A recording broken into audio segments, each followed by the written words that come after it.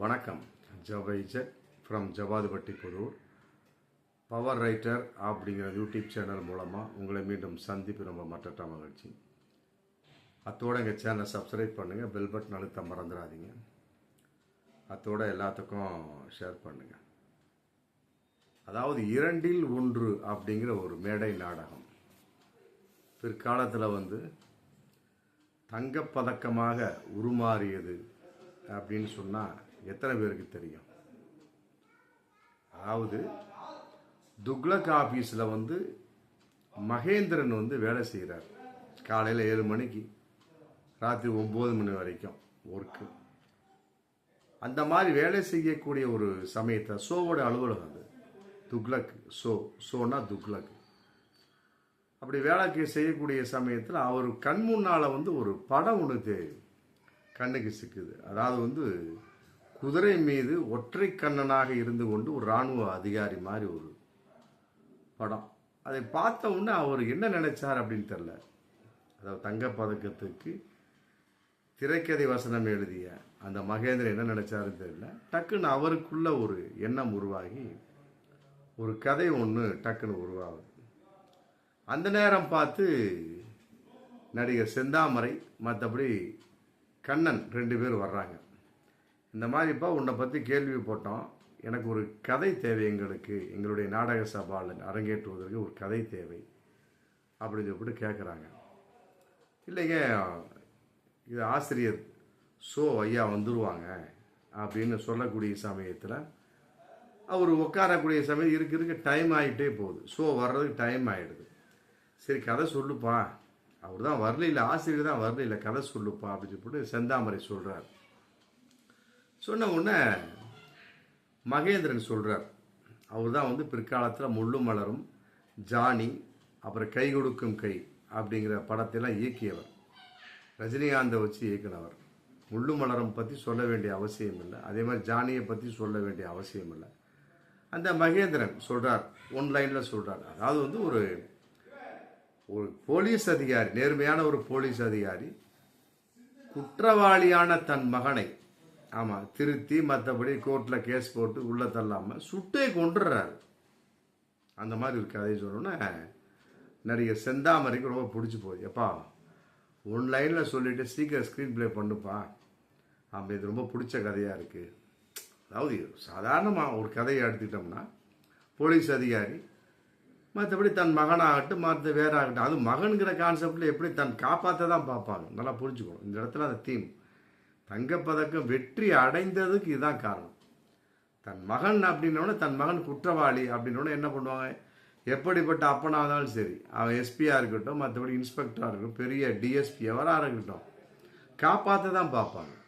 ஆனால் இவர் சொன்ன கதையின் அலங்காரம் என்ன அப்படின்னா, உயர் போலீஸ் அதிகாரி பல குற்றங்களை செய்கிறான். தன் மகன் சொல்லி சொல்லி பார்க்குறான், திருத்த முடியல, அவனும் திருந்துற மாதிரி இல்லை.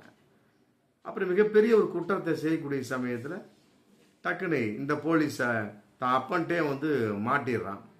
உடனே என்ன பண்ணுறாரு, இவன் திருந்த மாட்டான், எவ்வளோ செஞ்சாலும் திருந்த மாட்டாது, நாட்டுக்காக ஷூட் பண்ணிடுறார், சுட்டு கொலை செஞ்சிடறார், முடிஞ்சு போச்சு. ஆமாம், தான் பையனை இறந்ததுங்கிற கவலை இல்லாமல் தன்னுடைய நாட்டை காப்பாற்றுறார் அப்படிங்கிறது தான் மிகப்பெரிய. சொன்ன உடனே ரொம்ப சுவாரஸ்யமாக போச்சு. உடனே ஷோ வந்துடுறார். அந்த நேரத்தில் துக்ளக் ஆசிரியர் ஷோவும் வந்துடுறார். வந்தவுடனே என்னப்பா எல்லாம் பேசிட்டு உட்காந்துருக்கீங்க, வேலையெல்லாம் நடக்கலையா அப்படிங்கிற சமயத்தில் இந்த மாதிரி கதை கேட்டாங்க, கதை ஒன்று சொல்லியிருக்கிறேன் அப்படின்னு சொன்னால் அவரு கேட்குறாரு, பரவாயில்ல சூப்பராக இருக்கிற கதை அப்படின்னு போட்டு, எப்பா நீ 7 to 9 மணிக்கு வந்துரு ஆஃபீஸுக்கு, ஷோ அலுவலகத்துக்கு உன்னுடைய எடிட்டிங் வேலை மற்ற சோர்ஸை எல்லாம் பார்த்து 9 மணிக்கு மேலே ஒரு அதை ஒதுக்கி கொடுத்துட்றேன், அதில் உட்காந்து என்னமோ பண்ணு, இந்த கதை சூப்பர் கதை, ஸ்கிரிப்ட் ரெடி பண்ணிக்க, மற்றபடி அதை அவங்களுக்கு கொடுத்துரு அப்படின்னு சொல்லிட்டு உத்தரவு போட்டு மற்ற வேலையை பார்க்குறார். அதன் அடிப்படையில் தனி ரூம் ஒதுக்கப்பட்டு, அந்த ஷோ அலுவலகத்தில் தனி ரூம் ஒதுக்கப்பட்டு மகேந்திரனுக்கு ஒதுக்கப்பட்டு எழுதுகிறார். இரவும் பகலாக எழுதுகிறார். ராத்திரி 9 மணிக்கு மேலே தான் எழுத ஆரம்பிக்கிறார். பண்ண அந்த தங்கப்பதக்கம் சூப்பராக வந்துடுது. உடனே நடிகர் செந்தாமரை கூப்பிட்டு ஒரு அமௌண்ட்டுக்கு கதையை கொடுத்துட்றாங்க.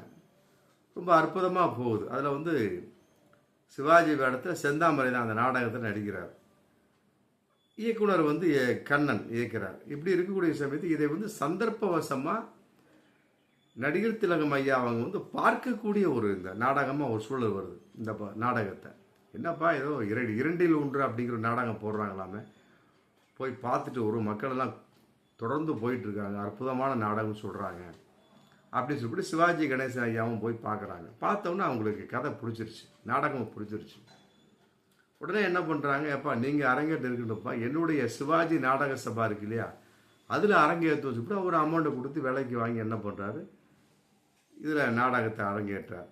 100 நாளுக்கு மேலே அரங்கேற்ற சமயத்தில் சிவாஜி ஐயா அவங்களுக்கு ஒரு ஐடியா வருது, இதை வந்து ஏன் நம்ம சினிமாவை தயாரிக்கக்கூடாது, நம்முடைய சிவாஜி ப்ரொடக்ஷன்ஸே இருக்குது, ஏன் தயாரிக்கக்கூடாது கூட ஐடியா பண்ண உடனே டக்குன்னு யோசனை வந்தோடனே அதை உடனே டக்குன்னு இன்னும், ஏன்னா ஒரு நாடகமாக இருந்து கொண்டிருப்பது என்பது சினிமாமாக தயாரிக்கக்கூடிய சமயம் அதுக்குன்னு ஸ்க்ரீன் பிளே வேறு.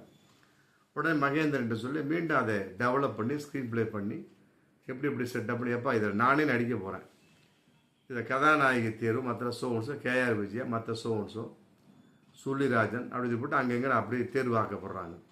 பட்ட உடனே இதை கேட்ட உடனே ஷோ வந்து இது தனிப்பட்ட ஒரு விஷயம் எனக்கு வந்துடணும் அப்படி இப்படி என்ன பண்ணுறாரு, காமெடிங்கிற ஒரு கான்செப்ட் ட்ராக் அன்னைக்கு இருக்கும், எல்லா வகையிலுமே இருக்கும். ஆமாம், அதாவது அப்பன் மகனாக இரட்டை வேடமாக ஷோ நடிச்சிருப்பார் தங்கப்பதக்கத்தில். ஆமாம், அப்போ வந்து போலீஸு கான்ஸ்டபிளாக வந்திருப்பார், பையன் வந்து அரசியல்வாதியாக பண்ணியிருப்பார், ரொம்ப சிரிப்பாக இருக்கும். ஆமாம், அப்போவே வந்து அப்பாயிசம் அம்மாயிசம் சொல்லிட்டு டைலாக் வச்சுட்டார். அந்த அப்பாயிசம் அம்மாயிசங்கிற வார்த்தை இன்றைய 2025 அரசியலுக்கு பொருந்தும். ஆமாம், அப்பாயிசம் என்றால் என்ன உங்களுக்கு தெரியும், அம்மாயிசம் என்றால் என்ன உங்களுக்கு தெரியும், நீங்களே பார்த்துக்கிடுங்க, முடிஞ்சு போச்சு.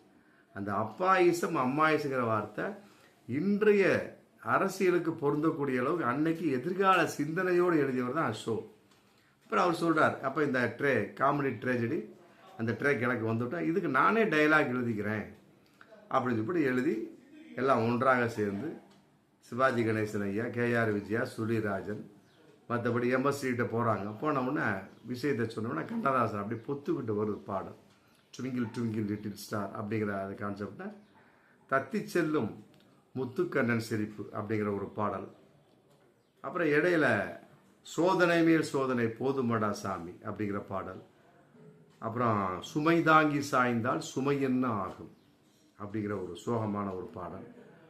அப்புறம் நல்லதொரு குடும்பம் பல்கலைக்கழகம், அந்த பாடலாம் வந்து சகிக்காத ஒரு பாடல், அற்புதமான ஒரு பாடல். அந்த பாட்டில் வந்து கண்ணதாசன் எப்படி எழுதுனான்னு தெரில, நல்லதொரு குடும்பம் அப்படிங்கிற கான்செப்டில் தான் பைய செய்கிற அநியாயத்தை கலந்து சொல்லிக்கக்கூடிய அளவுக்கு அந்த வார்த்தைகள் வரும். ரொம்ப அற்புதமாக இருக்கும்.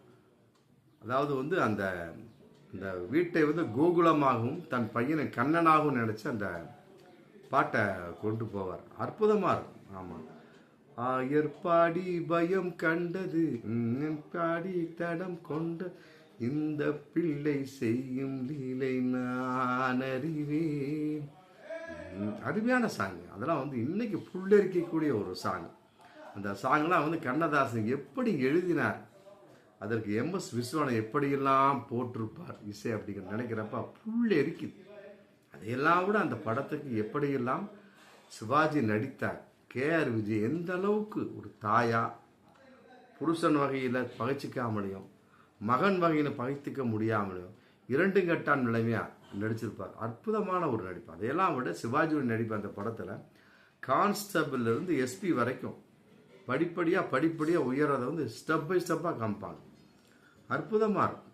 இதுக்கு ஒரு டைலாக் தான் முக்கியம். இந்த டைலாக்கை வந்து மகேந்திரன்ட்ட ட்ரெயினில் போகும்போதில் பம்பாயில் ஷூட் பண்ணாங்களாம். ட்ரெயினில் போகிறது ஒவ்வொரு டைலாக்கு கேட்டு மனப்பாடம் பண்ணி நடித்து மேடையில் நடித்து காமிச்சிட்டு அப்புறம் தான் ஷூட்டிங்கே போவாராம். அந்தளவுக்கு தத்ரூபமாக ஒன்றி பண்ணியிருக்காங்க.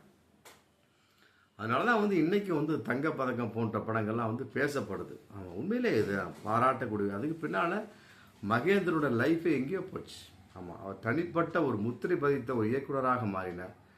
அதையெல்லாம் விட இதில் முக்கியமான விஷயம் என்னன்னு கேட்டால், இவங்க பேர் வர மாட்டேங்குது, ஷோவோட காமெடி, அதையெல்லாம் விட சிவாஜியோடைய நடிப்பு, கேஆர் விஜயாவோட நடிப்பெல்லாம் விட மனோரமா நடிச்சிருப்பாங்க. ஆமாம், ஈக்குவலாக ஷோவுக்கு ஈக்குவலாக நடிச்சிருப்பாங்க. உண்மையிலே எந்த அளவுக்கு ஒரு துள்ளலாக நடிச்சிருப்பாங்க தெரியுமா? அப்போ வரக்கூடிய சமயத்தில் மாமனார் அதே கேரக்டர் வந்து புருஷனுங்கிற கான்செப்டில் எவ்வாறு ஒத்து செல்ல வேண்டும் அப்படிங்கிற ஈக்குவலாக பண்ணியிருப்பார். இதுக்கெல்லாம் வந்து மிகப்பெரிய ஒரு திறமை வேணும். அதையெல்லாம் ஒரு பொறுமை, காலத்தை வெல்லக்கூடிய அந்த எண்ணம் வேணும். அந்த எண்ணம் வந்து இன்று ரொம்ப ரொம்ப குறைஞ்சி போயிடுச்சு. அன்று இருந்தது, அன்னைக்கு இருந்ததுனால தான் தங்கப்பதக்கத்தை பற்றி நம்ம இன்றைக்கும் 1974 ஜூன் 1 ரிலீஸ் ஆன அந்த தங்கப்பதக்கத்தை பற்றி நம்ம இன்றைக்கும் பேசிகிட்டு இருக்கோம். 2025 போயிட்டுருக்கு. அதையெல்லாம் விட இந்த படம் ரிலீஸ் ஆகிறதுக்கு முன்னாடி வந்து சிவாஜி ரசிகர்கள் வந்து மதுரையில் வந்து மிகப்பெரிய ஒரு சைக்கிள் பேரணி நடத்துகிறாங்களாம். அந்த பேரணி வந்து ஒரு 1000கணக்கான பேர் நடந்திருப்பாங்க. இன்றைக்கி இருக்கிற மேல்மாசி வீதியிலேருந்து சென்ட்ரல் சினிமா வரைக்கும் அந்த கூட்டம் போச்சு. அந்த அளவுக்கு அடுத்த நாள் படம் ரிலீஸ்.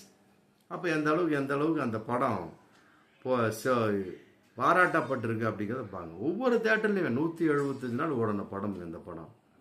ஆமாம், அதெல்லாம் எந்த மாற்று கருத்தே இல்லை. அதெல்லாம் விட இன்னொரு விஷயம், இந்த படத்தினுடைய நிதியை வந்து அப்படியே, அதாவது நாடகமாக போட்டார் பார்த்தீங்களா, அந்த நிதியை சினிமாவுக்கு ஆன பின்னாடி அதை சிவாஜி கணேசனை தான் வைத்து கொண்டார்.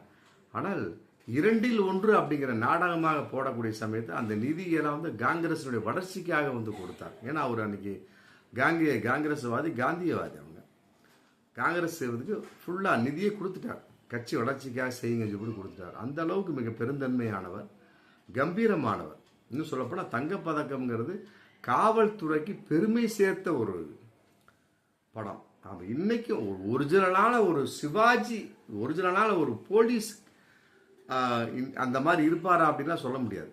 ஆனால் ஒரு நடிகன் அப்படிங்கிற முறையில் ஒரு சிவாஜி அந்த அளவு நடித்து காண்பித்தார் அப்படிங்கிறது உண்மையிலே மனம் பூரிக்கக்கூடிய விஷயம். ஆமாம், பார்ப்போம். காலத்தை வென்ற இப்படிப்பட்ட படங்கள் இருக்கும் வரை கட்டாயமாக சினிமாவை யாராலும் அழிக்க முடியாது. பார்ப்போம் மீண்டும் அடுத்த வீடியோ.